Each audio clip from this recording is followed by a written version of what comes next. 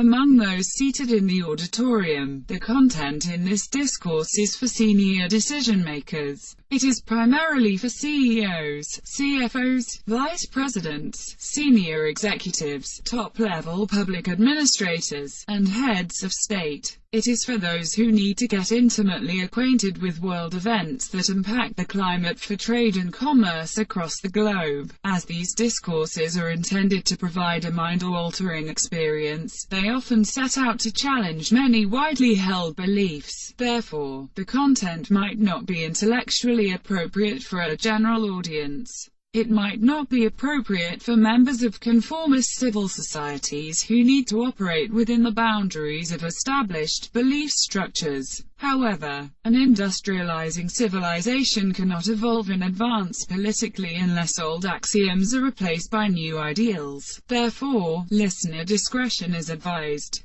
In January 2008, while the world was still reeling from the destruction brought about by the military adventures in Iraq and Afghanistan, former British Prime Minister Tony Blair was offered a job by JP Morgan Chase. It was suggested that Mr. Blair would be drawing on his international experience to provide JP Morgan Chase with strategic advice and insight on global political issues. Later on, Mr. Blair told the Financial Times that he planned on taking up more such assignments. According to Mr. Tony Blair, the intersection between politics and the economy in different parts of the world was very strong. Therefore, while drawing upon American and European business experiences in various parts of the world, these discourses attempt to examine connections between business, international politics, and the economy.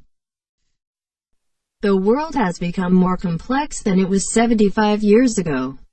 After having pioneered the Great Industrial Revolution, Anglo-Saxon thinkers set out to incite a political revolution that would alter the nature of politics in a modern democracy. In nations that had chosen to embrace an industrial revolution, corporate wealth automatically bestowed a political clout.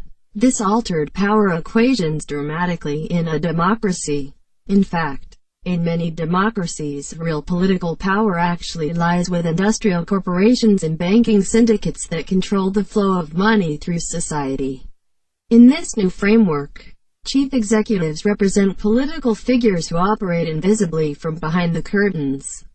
This explains why senior executives need to have an intimate understanding of politics. According to the tenets of Anglo-Saxon capitalism, modern industrial societies can attain a better state of economic and political harmony if common citizens align their aspirations in tune with those of business corporations. Mainstream society will benefit economically by swimming in the direction of the tide.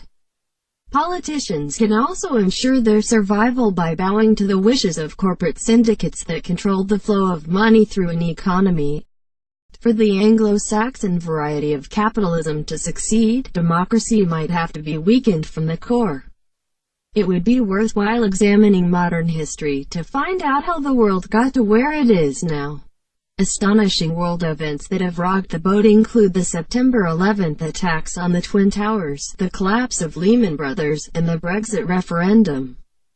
Some other headline-grabbing events include the election of Donald Trump, Europe's debt crisis, unemployment levels in Spain, the collapse of Greece's economy in 2010, the Arab Spring uprisings in 2010, the crisis in Venezuela, the impeachment of Brazilian President Dilma Rousseff in 2016, and the Yellow Vest protests within France in 2018. These earth-shaking events present sufficient reasons for business executives to wake up to ground realities and begin introspecting. These catastrophic world events are happening at a time when political power is shifting from elected politicians to special interest groups and business syndicates. For a CEO or a senior executive of a multinational corporation, the competitive advantage gained through premier business education can be lost on the job due to the inability to cope with regional political and economic nuances. In the last century, culturally insulated banking executives with business degrees from Harvard and Wharton had failed to foresee the Asian financial crisis of 1997. They had also failed to foresee the Russian default crisis of 1998. In recent years, European bankers unfamiliar with Wall Street's risky lending practices failed to foresee the subprime mortgage crisis of 2008. In fact, European bankers became the helpless victims of a cleverly engineered ploy that was conceived to shift some of the financial risk from Wall Street to Europe.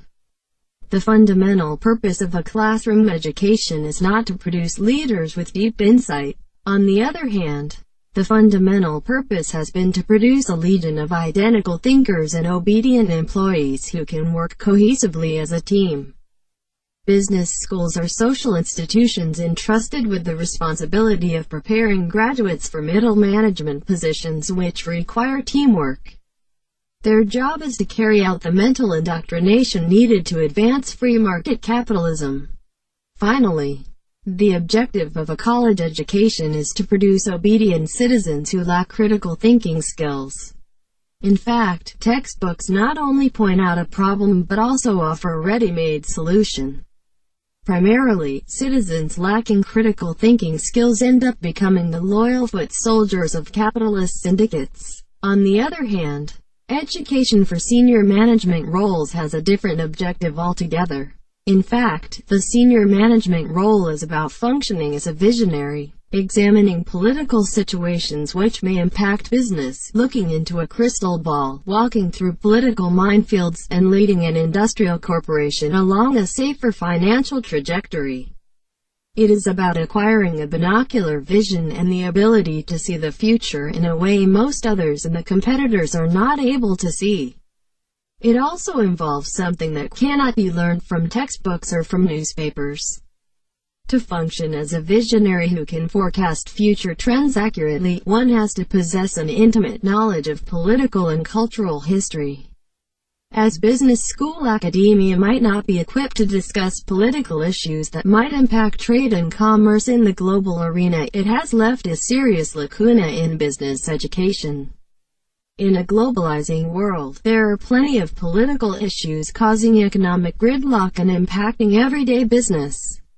In fact, multinational companies with investments in Asia, Africa, and Latin America often run the risk of losing hundreds of millions of dollars due to ambiguous tax laws, unclear industrial licensing policies, political instabilities, or unfriendly political administrations. In many instances, chief executives oblivious to regional nuances have risked losing hundreds of millions of dollars of institutional wealth. Moreover, senior executives of publicly listed companies are not adequately held accountable for squandering away public money through bad investments. In American history, the baby boomer generation had turned out to be the most hardworking. But the hard-working trait of the boomers was actually tied to an underlying materialistic one. The baby boomer generation also turned out to be overly self-centered. They carried forward the ideology of profiting at the expense of others. The baby boomer generation went overboard with the idea of industrial competitiveness and even institutionalized corporate greed. At no point in history has a single generation brought about so much destruction of the planet within a span of 70 years. Everything from multi-billion-dollar financial scams to melting of the polar ice caps was engineered by a boomer generation in search of profits. The boomers began advancing a perverse form of capitalism that set out to steal profits from future generations. Under the watch of the baby boomer generation, globalization was advanced at a frenetic pace. In fact, globalization and free trade was being endorsed without examining possible long-term political repercussions. This type of mindless globalization was bound to create political instabilities in the rich countries. In the last century, it was not exactly the Chinese and Mexicans who were stealing jobs from American workers. On the other hand, it was the baby boomer generation going overseas in search of cheap labor. It was American and European companies who moved factory jobs to low-wage destinations to cut down on production costs. Instead of patriotically plowing back profits into expanding their production facilities within America, the baby boomer generation made new investments in China. Their argument was that by setting up factories in China, American businesses were positioning their production facilities closer to consumer markets within Asia. In recent decades, the fine distinction between corporate interests and national interests had been intentionally blurred by the political elite. While globalization and free trade agreements were benefiting corporate syndicates by lowering production costs, employment opportunities in manufacturing were being moved to China and Mexico. Labor unions were also losing their bargaining power. This was hurting working-class citizens in most blue-collar occupations. Somewhere in this mayhem, many industrial societies lost their moral compass. Thereafter, the structure of checks and balances within a democracy were severely weakened. In fact, liberal democracies had begun ignoring the interests of the working classes who actually represent the numerical majority. In this manner, liberal democracies had turned elitist. Meanwhile, establishment politicians did nothing. Quite routinely, trade policies crafted to narrowly protect the interests of powerful industry syndicates was being falsely presented as a scheme to protect national interests. Meanwhile, the fraternity of corporate executives from the baby boomer generation had failed to step in and move democracies along a more righteous path. In fact, even executives with high-level political connections had become the loyal foot soldiers of capitalist syndicates. They were inclined to protect business interests while ignoring the larger political repercussions of globalization. Finally, when most liberal democracies had turned elitist, a reactionary social movement had brought Donald Trump and Bernie Sanders to the political forefront in the U.S. presidential of 2016. A reactionary political movement had also led to the Brexit referendum. Another reactionary movement led to the Yellow Vest protests in France. By about 2018, the Trump administration set out to bring back manufacturing jobs and protect the interests of working-class citizens. The Trump administration even threatened to impose high tariffs on imports from Asia and Europe. If automotive manufacturing was now moved back to Detroit, factories in China and Mexico would need to be closed down and written off as bad investments. The problem was that globalization was moving blue-collar factory jobs from the rich countries to the poor countries. This was impacting working-class societies within Europe and America. Therefore, many nations are now going through a deglobalization process. The leader of the pack for deglobalization is America. This could lead to a new series of trade disputes with Europe and Asia. In a deglobalizing world, profitability and success in international waters often depends on the CEO's ability to gauge the political climate and policy uncertainties correctly. Corporate executives and business consultants would have to confront political challenges in addition to economic challenges. Therefore, chief executives need to be able to factor in political uncertainties while constructing their expansion strategies. Often, expanding industrial corporations seeking to establish a global footprint need to circumnavigate through treacherous political waters and overcome disconcerting trade barriers. Business leaders of today must be able to examine seemingly innocuous political or economic events across the globe and interpret them accurately. Perhaps, business leaders need to depend on their sharpened instincts. The inability of corporate executives in Europe to foresee the possibility of a newly elected Trump administration reneging on earlier international treaties might have come as a surprise. Anyhow, the stiffer sanctions on Iran might seriously impact European business corporations that wished to do business in West Asia. The sanctions issue with Iran might be a temporary one. Hostilities might come back to their softer levels when the establishment elite come back to power and take charge of international politics.